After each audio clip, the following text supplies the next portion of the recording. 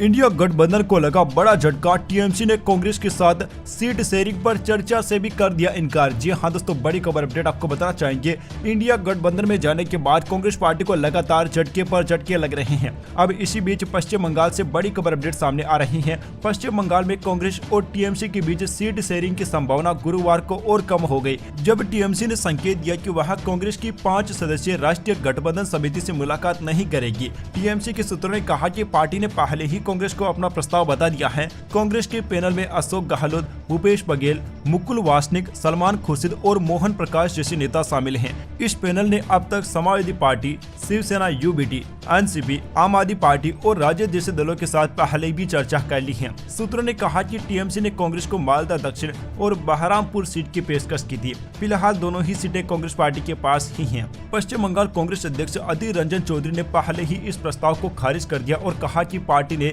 2019 में टीएमसी और भाजपा के खिलाफ लड़ते हुए अपने दम पर ये सीटें जीती थी।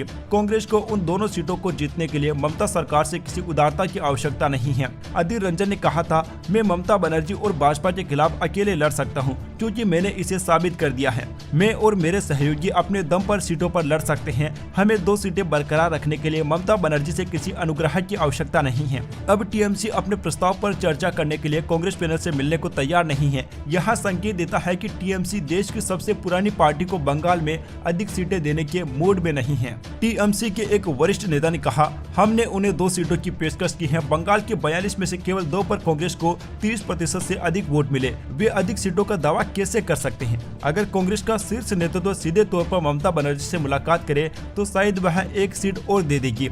इसलिए कांग्रेस गठबंधन समिति से मिलने का कोई मतलब नहीं है। हमारा प्रस्ताव बहुत स्पष्ट है। वैसे दोस्तों, लगातार हमें इंडिया गठबंधन में अनबन की खबरें देखने को मिल रही हैं। कांग्रेस पार्टी को लगातार यह एहसास कराया जा रहा है कि अब कांग्रेस पार्टी पहले जैसी नहीं रही है। आपको क्या लगता है, इंडिया गठबंधन क्या लोकसभा चुनाव तक टिक पाएगा या फिर नहीं? इस पर आपकी जो भी राय है नीचे कमेंट बॉक्स में अपनी राय कमेंट करके जरूर बताइए।